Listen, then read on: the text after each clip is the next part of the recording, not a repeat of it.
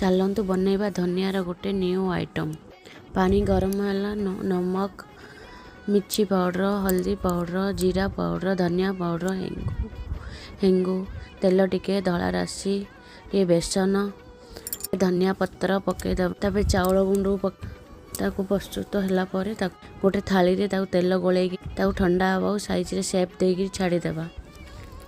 वो साइज रे कटिंग करी तेल गरम होला परे छाणीबा।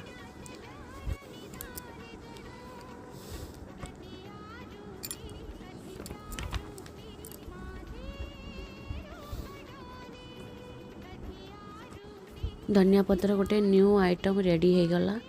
जदि एमती बनाई देखंतु गोटे थर। आपन जदि भल लगे कमेंट लाइक करेंगे, सब्सक्राइब करेंगे, शेयर करेंगे। चैनल नुआ थे तो सब्सक्राइब करने को जमा भूलें। Thank you.